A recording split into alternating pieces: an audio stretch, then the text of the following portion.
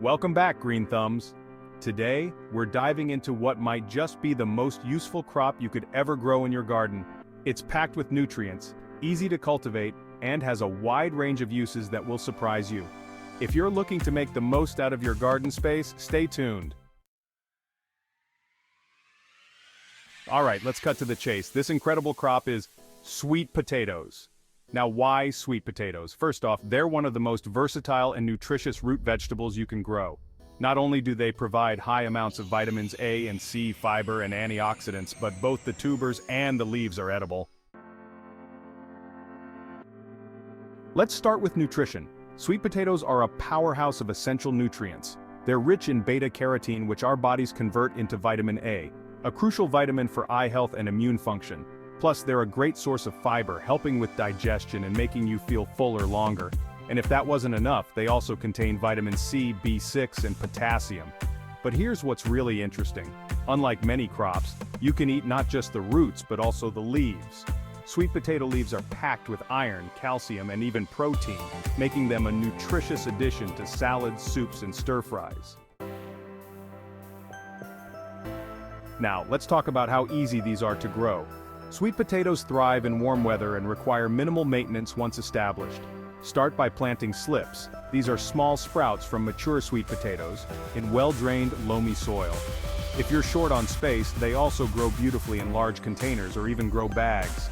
Just make sure they get at least 6 to 8 hours of sunlight daily and water them regularly until they're established. After that, they're pretty drought tolerant. Add a layer of mulch to keep the soil moist, and you're set. From planting to harvest, sweet potatoes typically take around 90 to 120 days to mature, depending on your climate. You'll know they're ready when the leaves start to yellow, and the vines begin to die back. Just gently dig around the base of the plant and pull up those delicious tubers. Imagine digging up a big harvest of these nutrient-dense tubers after just a few months. Talk about a rewarding experience. Once you harvest your sweet potatoes, curing them is key to bringing out their natural sweetness. Place them in a warm, humid spot for about a week, then store them in a cool, dry place. Properly cured sweet potatoes can last for months.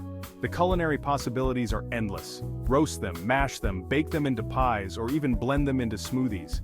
You can also sauté the leaves for a quick, nutritious side dish. Sweet potatoes aren't just great for you.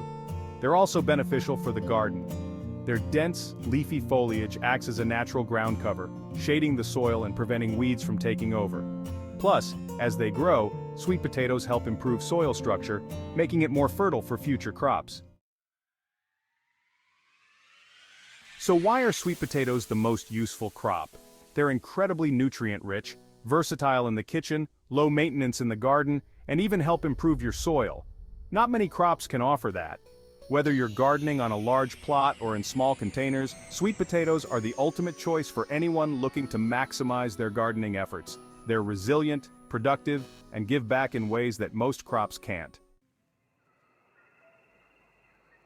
Thanks for watching.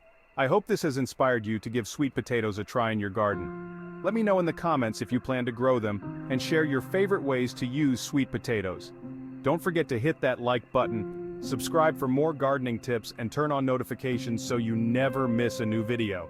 Happy gardening, everyone, and see you in the next video.